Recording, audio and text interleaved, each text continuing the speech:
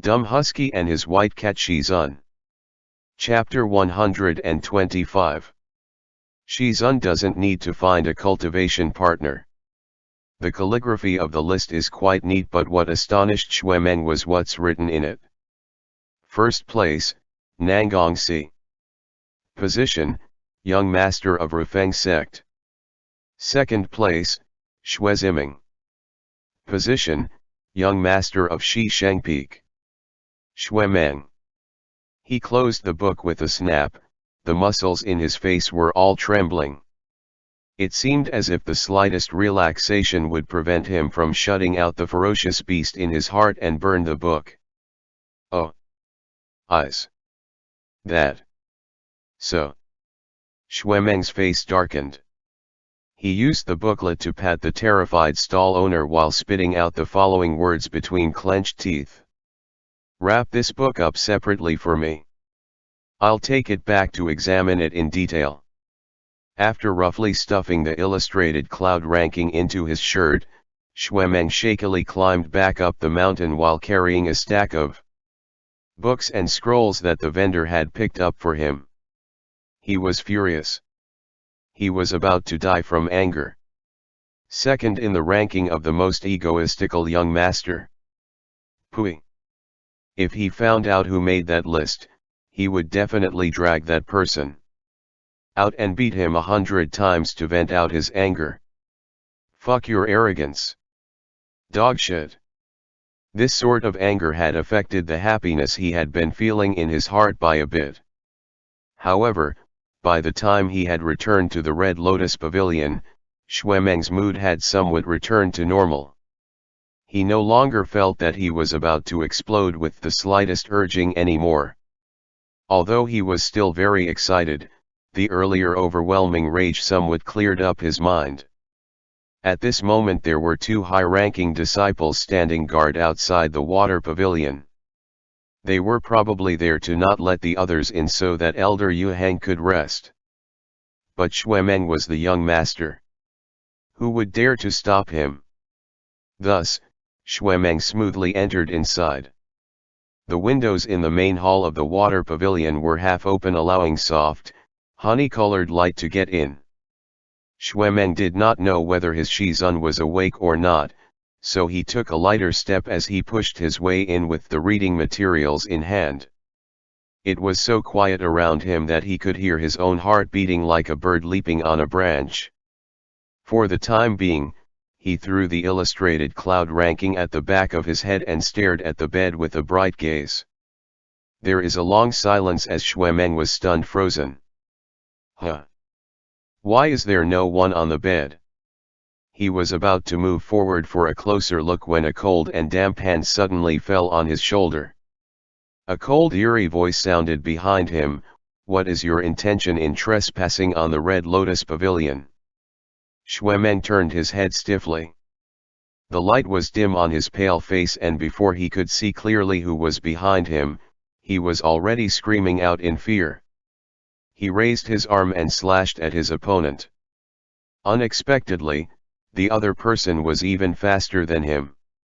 With a speed as fast as lightning, he hacked Xuemeng's neck and then kicked Xuemeng in the stomach, pressing him to his knees. The reading materials in his arms instantly scattered all over the floor. Xuemeng was originally only frightened by the suddenness of the situation, but when the other man kicked him to his knees, he was shocked. After all, he was no longer the same as he used to be. He had been training diligently for the past 5 years, and even Nangongsi was no match for him. Yet, this person who he could not even see the face clearly, had been able to completely suppress him in just 2 moves. Who was it? There was a buzzing in his head as the blood rushed up into his skull. At that moment, however, he heard the man speak extremely coldly. I have been in seclusion for 5 years. Does anyone just freely barge into my residence nowadays? Whose disciple are you and where is your master? Did they even teach you the rules? As soon as the words left his mouth, Xuemeng leaned in and hugged him tightly as he cried out, Shizun! Shizun! Shizun. Chu Wanning. Xuemeng lifted his head. He really intended to endure it but couldn't hold it back for long. Tears flowed down his face as he choked back a sob and said, Shizun, it's me. Look. It's me. It turned out that Chu Wanning had just woken up from his sleep and went out to take a bath. As a result, his hands were still cold and a bit damp. He stood in the same spot. Although the lights were dim, it was sufficient enough to clearly see what was happening now. Kneeling in front of himself was a young man of about 20 years of age. His skin was very fair, which made his deep and dark eyebrows stand out. The distance between his eyes and the arch of his eyebrows were slightly closer than most people, making him appear pensive, and his eyes were full of emotions. His firm and full lips are nicely shaped. Such a face, even when he was angry, had a slightly pampered look to it. In fact, such a face could easily be associated with the word coquettish, but he was definitely not. The most expressive part of a person's face was their eyes. Xuemeng's eyes were like strong wine, aglow with a sharp, passionate, unbridled light that is very compelling. These twin pools of wine were unmistakable even if they were served in a jug of fine white jade. After all, 5 years had passed. When Chu Wanning died, Xuemeng was only 16. Now, he was 21. 16 years old was the time when a man changed the most. He changed his appearance every year and his figure every half year. Chu Wanning had missed out on 5 years, so he did not recognize him immediately. After staring at him for a long while, Chu Wanning slowly called out, Xuemeng. It was as if he was calling out to him, but also telling himself. This was Xuemeng, and Xuemeng was no longer the childish youth from his memories. He had grown up, his shoulders were very broad, and his height was also. Chu Wanning pulled him up without batting an eyelid. What are you kneeling for? Get up. Chu Wanning found that the difference in height between the two of them was not much now. Time would pass quickly on a young person. With just a few strokes, the child was carved into a mature appearance. The first person Chu Wanning saw when he woke up was Xue Zhengyang. At that time, he didn't really feel as if long 5 years had passed. Now that he saw Xuemeng, it finally sunk in that what has passed could not have been just a fleeting moment. Many people and things had changed. Shizun, at the Lingshan Mountain competition, Xuemeng had some difficulty calming down, so he pulled Chu Wanning along and said, I got first place. Chu Wanning looked at him for a moment, then had a little smile on his lips, as it should be. Xuemeng blushed as he said, I fought with Nangongsi. He has a holy weapon, but I didn't. As he spoke, he felt that his intention to claim credit was too obvious, making him felt a little embarrassed. He lowered his head and bashfully rubbed the hem of his robes. I didn't embarrass Shizun. Chu Wanning nodded and smiled faintly and suddenly said, it must have been terribly difficult. It wasn't hard at all. Xuemeng paused, then said, it was sweet. Chu Wanning stretched out his hand, wanting to touch his head as he had done all those years ago, but upon thinking that Xuemeng was no longer a child and it was no longer appropriate to do so. And so, he patted him on the shoulder instead. The reading materials were scattered all over the floor. The Shizun and the disciple picked them up one by one and placed them on the table. You've bought so many, said Chu Wanning, how long will it take me to read them all? It's not really that much. Shizun can read 10 lines at a time, so I'm sure Shizun could read them all in one night. Even after all this time, Xuemeng's admiration remained undiminished. It left Chu Wanning a little speechless. He did not know what to say, so he lit a candle and flipped through a few of the reading materials. So, Jiangdong Court has a new sect leader. Ah yes. The new sect leader is a woman and is said to have a particularly bad temper. Chu Wanning continued reading. The page he was on was a long article about Jiangdong Hall which he seemed to be reading with rapt attention. When he got to the section about the biography of the new sect leader of Jiangdong Hall, he suddenly asked in a very casual manner, "Mo Ran. How has he been all these years?" He asked in a very mild and restrained tone, and thus, Xuemeng didn't think much of the sudden question. He truthfully replied, "He's all right." Chu Wanning raised his eyebrows. "All right? What do you mean by he's all right?" Xuemeng considered his words for a moment, then said, "He's more or less a decent person now. He wasn't a decent person before."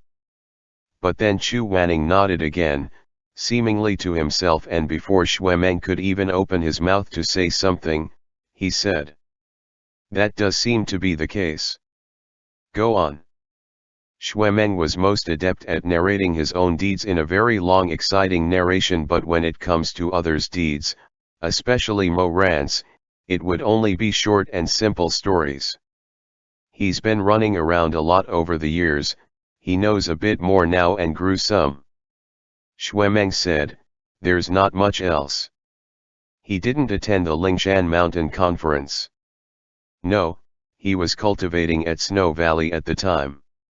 Chu Wanning then did not ask any more questions about Mo Ran after that. The two chatted about other things for a while longer. Fearing that he would tire out his Shizun, Xuemeng restrained himself and took his leave, although he still had countless of things he wanted to relate. After he left, Chu Wanning lay on the bed without changing into his sleeping robes. He still remembered everything that had happened in the ghost realm, so he wasn't surprised by the change in Mo Ran's situation. It was just that with Xuemeng having grown so much that he almost didn't recognize him, he couldn't help but wonder how would Mo Ran look like now.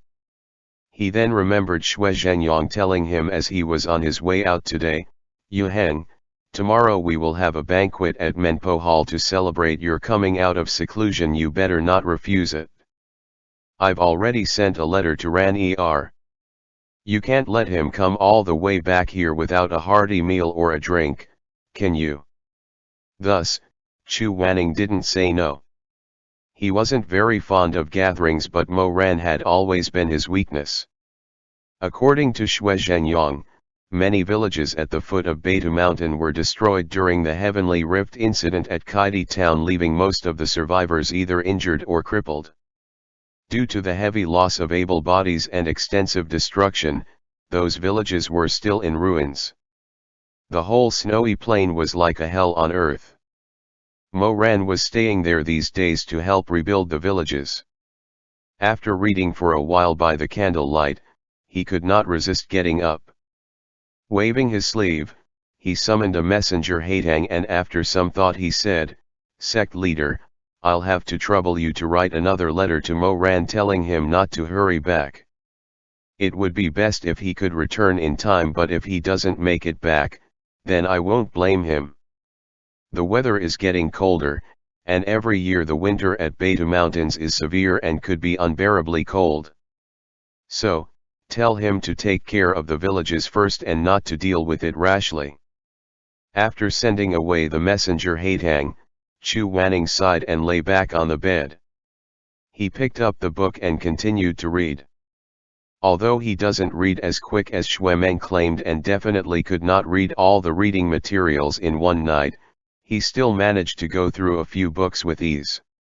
It was late at night, and the candle tears in the candlesticks were flowing in a large pool as the night passed by. Chu Wanning closed his eyes and frowned slightly. He was reading through the events of the past 5 years in the cultivation world. At the beginning, the content of the book was uneventful, but when it reached to the articles about the weakening of the barrier at Kaidi town, there were numerous stories of Mo Ran's exploits. Chu Wanning was originally lying on his side, with one hand on his cheek and the other lazily turning the pages of the book. When he reached this point, he sat up and took a closer look at the volume. When thousands of refugees tried to cross the border to the east, they were stopped by the barrier erected by the sects of the upper cultivation world, which were designed to repel both humans and spirits. The refugees had no choice but to converge by the barrier. After a few days had passed, evil had spread throughout the land. Thousands of people died right in front of the barrier, their blood spilled everywhere. In the 9th month, the food supply was cut off and the refugees had started to starve. For the next 17 days, all of them had died one after another. It was written here that when ghosts and evil spirits were terrorizing the lower cultivation world, many commoners wanted to escape to the upper cultivation world and seek refuge. However, they were refused entry, and in the end, they ran out of food to eat and started to kill each other in order to survive. Those days of relentless horrors and bloodshed had become just a few words written on a piece of paper. When Chu Wanning read it, he could not help but feel disgusted. Young Master Meng and Young Master Mo of Shi Sheng Peak led the offensive against the rampaging ghost and evil spirits. Young Master Xue Meng's reputation rose rapidly after thousands of ghost and evil spirits were exterminated under his long Cheng saber and driven the lots of them back to the ghost realm. Meanwhile, young Master Mo Ran repaired the broken barrier using techniques that were very similar to what Grand Master Chu Wanning had used, which astounded the entire cultivation world. Chu Wanning was surprised. Even though he knew that the barrier rift being depicted here was not as severe as the heavenly rift back then, he still could not help the widening of his eyes upon reading this part.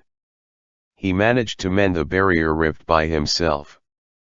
As he read further, he came across more articles about Mo Ran's feats of eliminating demons and exterminating evils as he traveled across the lands. A monster was said to be terrorizing along the Hedong region, which the Baitan Manor had refused to deal with for some undisclosed reasons. Hearing about this matter, Mo Ran traveled over there and found the drought demon of Yellow River. After 3 days of fierce battle, the young cultivator beheaded the demon and burned its head to totally exterminate it. However, the young master sustained serious stabbed wounds to the stomach which penetrated through his ribs. Fortunately, he had been cured by the sect leader of Gai Yuye, Zhang Shi. Chu Wanning felt coldness crept up to his fingertips. He was gravely injured with stabbed wound from the stomach through the ribcage. Whose belly? Whose ribs? Mo Ran's? He obviously never read the words wrong, but at this point he didn't want to believe it and read it over and over again for 4 or 5 more times. For the 6th time he put his finger on the paper and read it over word by word. Hearing about this, Mo Ran traveled there, 3 days of fierce battle. In his mind, Chu Wanning could almost picture a black-clad figure, his long boots treading on the huge waves of the Yellow River, one hand behind his back while the other wielding a holy weapon of fiery willow vine. Beheaded the demon and burned its head to totally exterminate it. However, the young master sustained serious stabbed wounds. His hand that was holding the page clenched so tightly that his knuckles turned as white as jade. In his mind's eye, he saw Mo Ran stroke with the willow vines through the crashing waves, Jiangui fierily whipping out towards the drought demon neck, severing its head and splattering blood everywhere. But at the same time, the drought demon's sharp claws pierced through Mo Ran's abdomen. The beast staggered without its head and eventually crashed to the ground, its huge body cutting off currents of the Yellow River. Mo Ran also fell to the river's edge, unable to stand any longer, his clothes instantly soaked in blood. Chu Wanning slowly closed his eyes. For a long time, he didn't open them again as his trembling eyelashes slightly got moist. The subsequent books started to refer to Mo Ran as Grandmaster Mo. When Chu Wanning read these words, he felt an indescribable strangeness. He could not reconcile the smiling, lazy boy he remembered with the title Grandmaster Mo. He had missed out on so much about Mo Ran that he suddenly wondered if he would still be able to recognize his disciple if he returned tomorrow. His scarred disciple Mo Ran had now become Grandmaster Mo. As he thought of this, a vague uneasiness arose in his heart. He wanted to see Mo Ran but was not sure he had enough courage to do so. Troubled by this thought, it was not until very late into the night that Chu Wanning drifted off to sleep. Even though he had already died once, Chu Wanning still did not know how to take care of himself. He fell asleep lying on the pile of reading material without even covering himself with a blanket. He was still weak and his energy had yet to fully recovered. Not many people would dare to trespass into the Red Lotus Pavilion, so no one came to wake him up. He slept so soundly this time that when he woke up again, it was already the evening of the second day. Chu Wanning pushed open the window and looks out at the sinking twilight, lapsing into a long silence. The red glow was reflected on the surface of the lake. A wild crane flies idly across the sky as the tired birds return to their nests. He can't believe it was so late. Had he been lying in bed all night and all day? Chu Wanning grimaced. His hands that rested on the window pane snapped, nearly crushing the wooden bar. This was truly outrageous. The banquet that the sect leader had prepared for him was about to begin soon, but he was still drowsy, disheveled, and his hair was in disarray. What should he do? Which one should he do first? He fretted anxiously. Yu Heng. At this moment, Xue Zhenyang, who had come up the southern mountains, called out. He pushed the door open and entered the room. When he saw Chu Wanning, who was mysteriously sitting on the bed, he could not help but be shocked. Why aren't you up yet? I'm up. Chu Wanning. If it weren't for the strands of hair sticking up at the corners of his forehead, his appearance would have been very dignified as he asked, What's the matter, sect leader? Is there something that would require you to personally come over? It's nothing, it's just that I haven't seen you come down for the whole day. I got a bit worried. Xue Zhenyang rubbed his hands together. When you're ready, freshen up, and go to Menpo Hall for dinner later. When Master Huizhui left, he said you would have to wait for 12 hours before you could eat. You had never eaten since you woke up yesterday, and now it's way over 12 hours since then. I've had a lot of your favorite dishes prepared, like stewed crab meatballs, sweet osmanthus lotus root, and many more. Come on, let's go together. Thank you for going to such trouble. As soon as Chu Wanning heard about stewed crab meatballs and sweet osmanthus lotus root, he could not be bothered with getting ready anymore and just wanted to change his clothes to immediately leave with Xue Zhenyang. After all, stewed crab meatballs should be eaten while it's hot, as it doesn't taste as good when it's cold. It's no trouble at all. Xue Zhenyang watched him get off the couch to put on his shoes, rubbed his hands for a while longer, then suddenly remembered something and said, Oh yes, there is one more thing. Chu Wanning was never good at the mundane task of his daily life from the beginning, and having been asleep for the past 5 years just made him more out of it than normal. It had taken him a long while to put on a sock, only to realize that he had put on a left sock to his right foot. He then proceeded to correct the matter with a straight face. As he was concentrating on putting his socks on, he didn't look up and only asked, What is it? Xue Zhenyang laughed and said, I received an urgent letter from Ran Er this morning, saying he would definitely be back tonight. He also said that he brought you a congratulatory gift. That boy has gotten more thoughtful the older he gets. It's Yuheng, why are you taking off your socks? It's nothing, it's from yesterday's, Chu Wanning said. It's a bit dirty, I'll get a clean one. Then why didn't you change it just now? I've just remembered. Xue Zhenyang was very straightforward person, so he didn't think too deeply as he commented while he was looking all over the place, speaking of which, Yuhen, you're not getting any younger. I think it's about time you start to find a cultivation partner to look after this house for you. When Master Huizhui left, this place was neat and tidy, but when you woke up, it hasn't even days since you started living in it again, but papers and pieces of clothes are already strewn all over the place. How about I keep an eye out for you? May I ask the sect leader to go out? Huh. Chu Wanning's face was gloomy as his temper started to flare up. He stiffly added, I'm going to change. Haha, alright, I'll see myself out, but what about that cultivation partner? Chu Wanning suddenly raised his head. His eyes were like a frozen lake as he stared frigidly at the tactless man named Xue Zhenyang. Xue Zhenyang finally noticed the atmosphere. He laughed awkwardly as he explained, I'm just asking. I know you can't just settle for just anyone, and so I wanted to know your preferences in a partner. Chu Wanning's eyelids drooped down and he seemed to have rolled his eyes at Xue Zhenyang. Xue Zhenyang sighed and said helplessly, did I say something wrong? I know you're sort of picky. Chu Wanning said flatly, I just don't have the time for that kind of thing.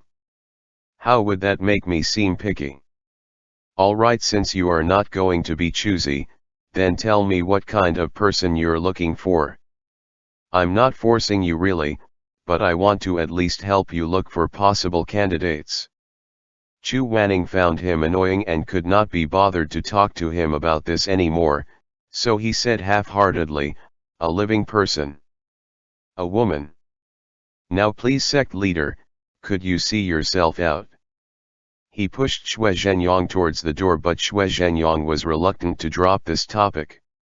After experiencing Chu Wanning's death, he was truly concerned about Chu Wanning's life and invested for him to start a family. When Chu Wanning died, Xue Zhenyang deeply regretted that Chu Wanning didn't have a child just like his brother did, or at least someone to leave behind that Xue Zhenyang could look after on his behalf and made amends with. Chu Wanning had always kept to himself. At that time, Xue Zhenyang was inconsolable and felt really guilty. Moreover, he pitied the fact that Chu Wanning was incredibly alone. And therefore, he was ready to make his case and complained. But Yuhen, that tells me absolutely nothing. Really, I'm being serious here. Xue Zhenyang struggled, but he was unceremoniously pushed out and the door was firmly closed on his face. Afterwards, a barrier has been cast to totally kept him outside. Xue Zhenyang. End chapter. Dumb Husky and his white cat Shizun.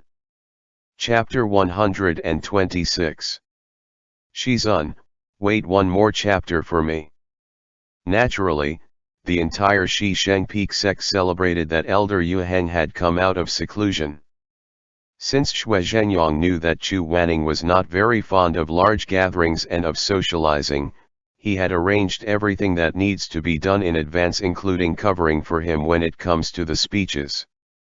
Chu Wanning was afraid that the dinner banquet might be a bit awkward, but he found that his fears were completely unwarranted, as although Xue Zhenyang was a rough and burly man, he is keenly perceptive and know how to manage delicate situations. In front of the gathered elders and disciples, he said a few heartfelt words on behalf of Chu Wanning. His speech was short, but his words were full of emotion. Everyone finds it very touching rather than melodramatic. Well, except for Elder Lucan, who seemed to be insensitive to the current atmosphere. Yuheng, today is a joyous occasion, why are you still wearing a cold expression? You should say a few words as well. There are some new disciples here who have never seen you before. Xue Zhenyang tried to intercept him. "Lu Kun, I've said everything that Yu Heng would have said. I believe there is no need for him to add anything else. It's not the same. Elder Yu Heng should at least say a few words himself. But it's fine." Xue Zhenyang was about to say something else, but was interrupted by a clear, cold, and low voice. "Since there are new disciples, I will say a few words," Chu Wanning said. He then raised from his seat and looked around Menpo Hall where thousands of people were watching him. It seemed that Mo Ran is not here yet. Chu Wanning thought for a moment and said, "The Red Lotus Pavilion on the South Peak has many defensive traps within the vicinity. To prevent accidental injuries, new disciples are advised not trespass the area without prior approval." A silence fell over the crowd. Lu Kun could not help but say, "Is that it?" "Yes, I'm done speaking." As Chu Wanning spoke, he lowered his gaze, flicked his sleeves and sat on his seat again. An even longer silence fell on the crowd.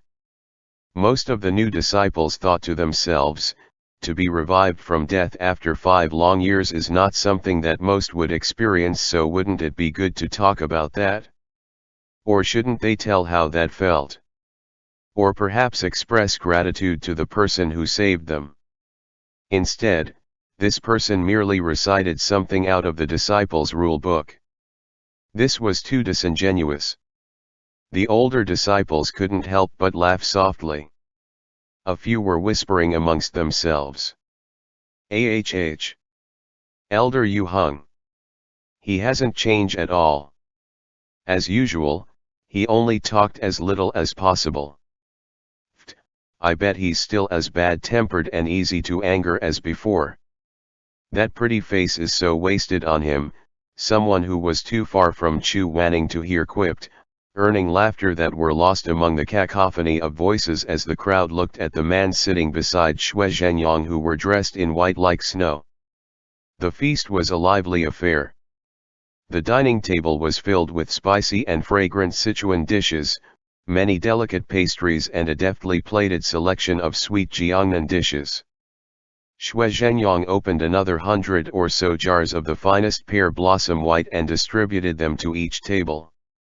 The amber-colored liquor was poured generously all around.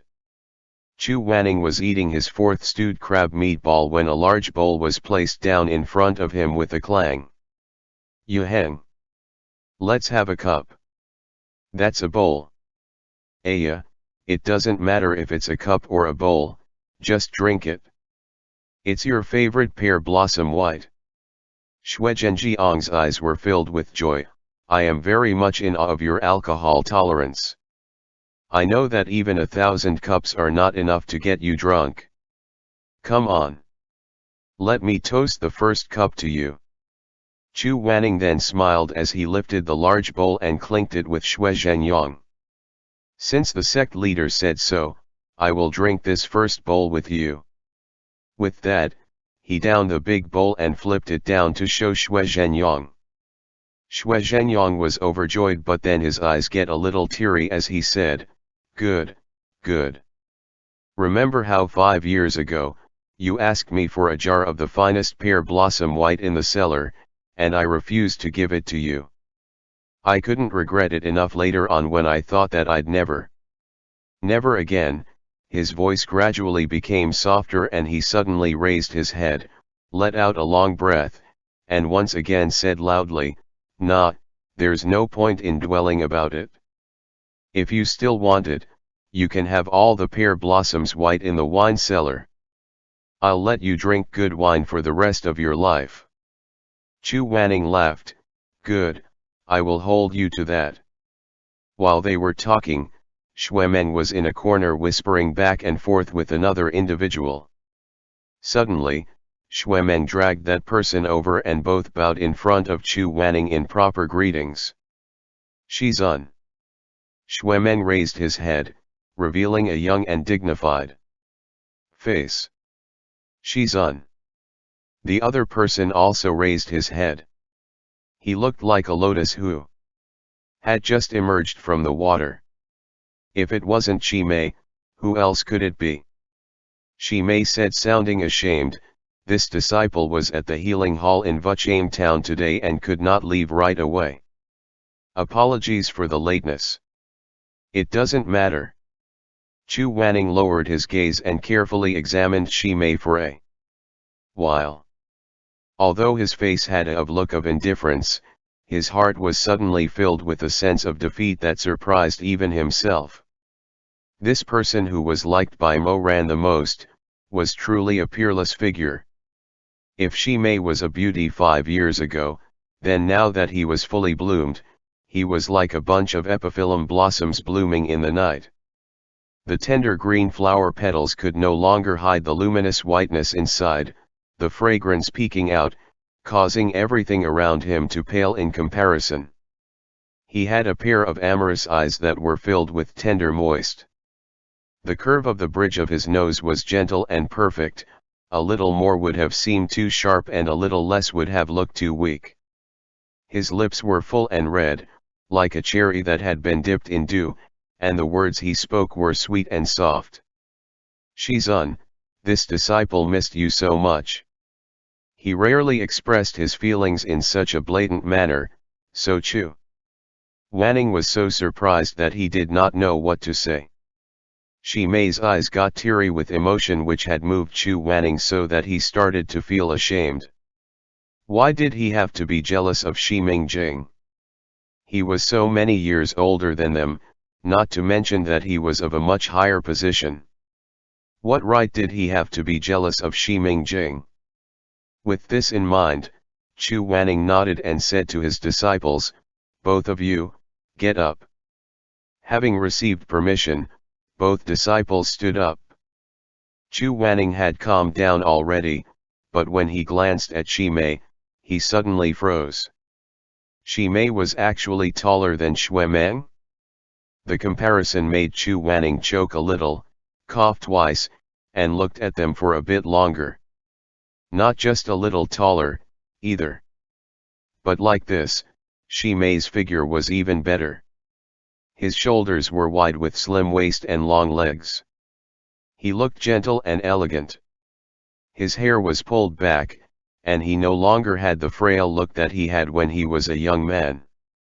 Chu Wanning's face couldn't help but fell again. He felt that he had been defeated quite badly. But, forget it.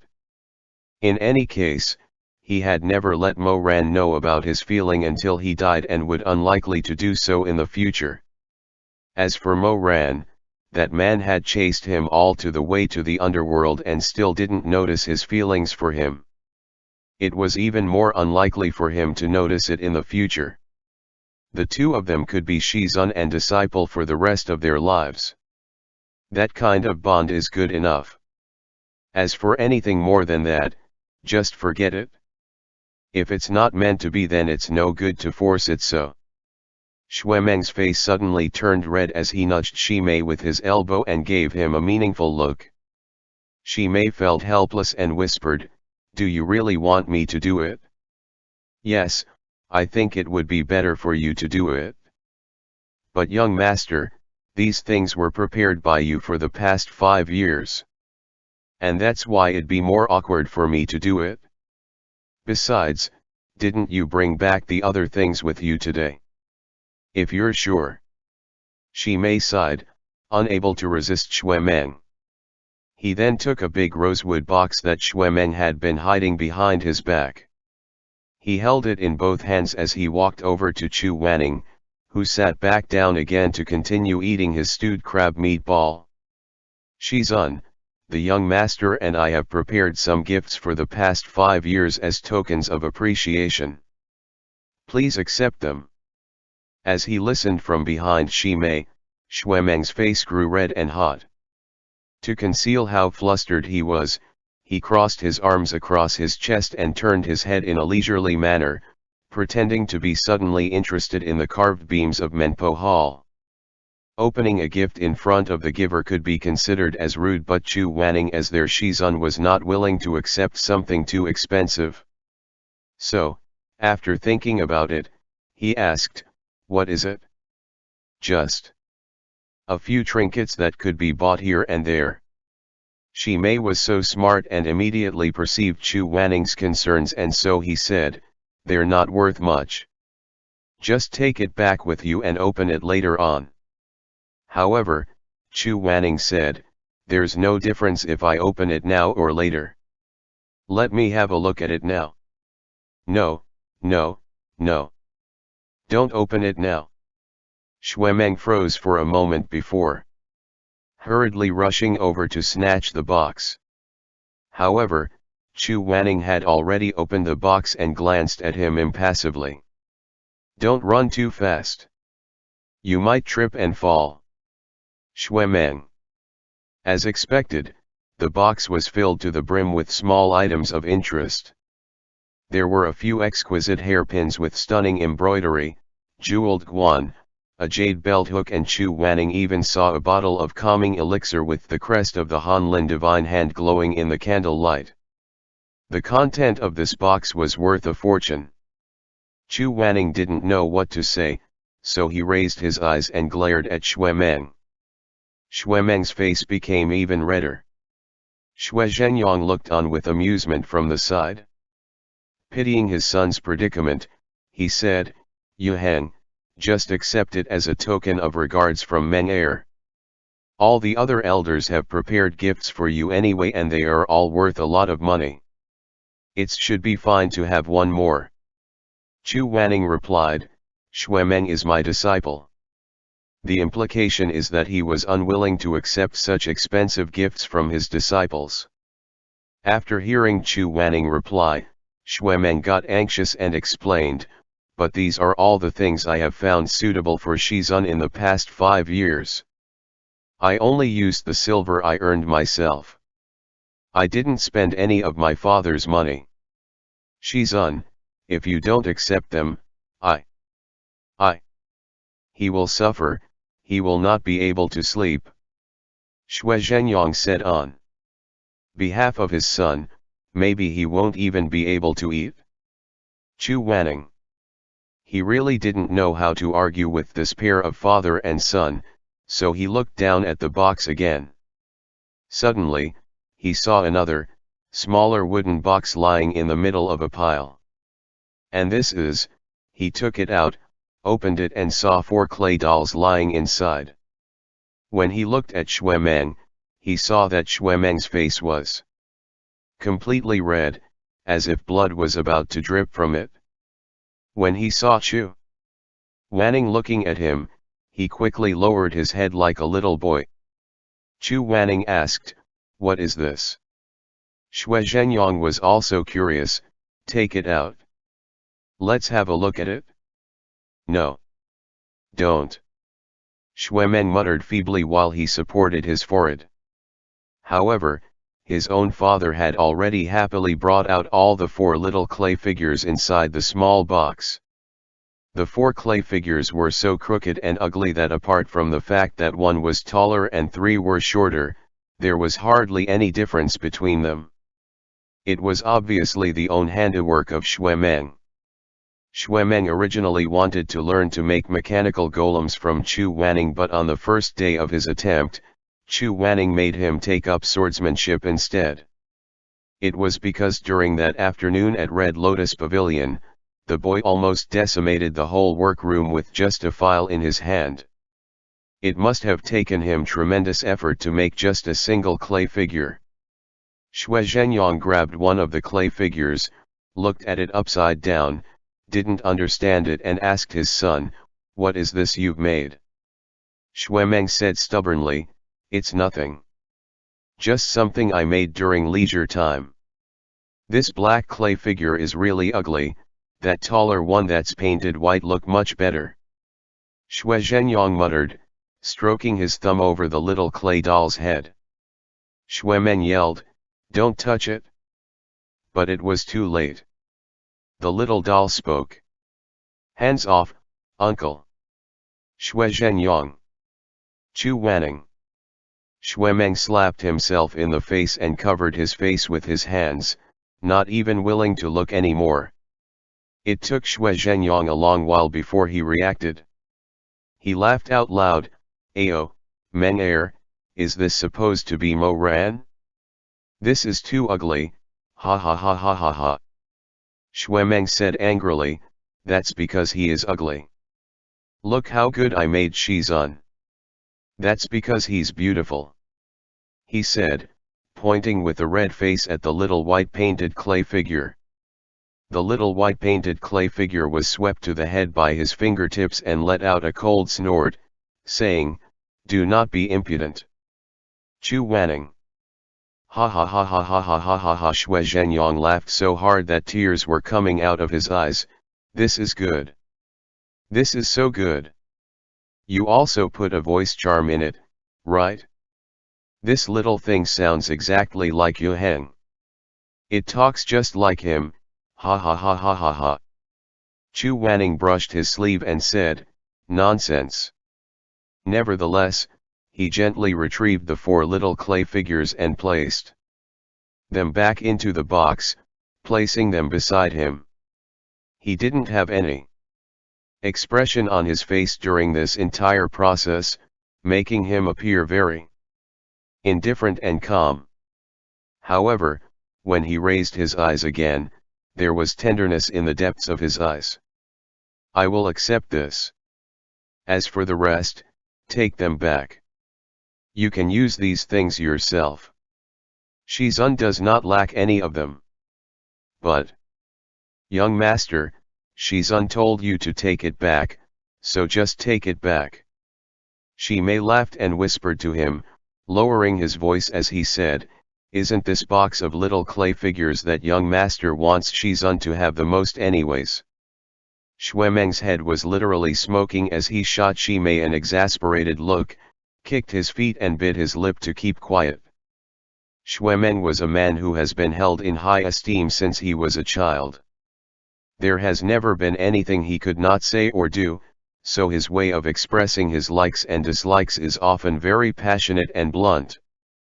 Because of this, Chu Wanning thought his bluntness is rare. He found his straightforwardness to be one of the most valuable qualities of Shuemeng and envied him for it. As someone who finds it hard to be blunt, he missed out on a lot of things because of his incapability to be completely honest. He thought that he had become a little bit better after his resurrection from death. He would probably spend the rest of his life trying to change for the better, but he didn't think he would be able to change too much. If he did, then he probably wouldn't be him anymore. The banquet was nearing its end and yet Mo Ran is still to return. Chu Wanning was actually depressed about this fact, but he didn't say a word. He really wanted to know if Xue Zhenyang had written the letter today as he had asked or where Mo Ran was. But instead of asking, he merely drank wine, cup after cup as his knuckles turned white with how much he clutched the wine jar. The liquor burned through his lungs but didn't make his heart hot enough to give him courage to turn and ask when Mo Ran would be back. End chapter.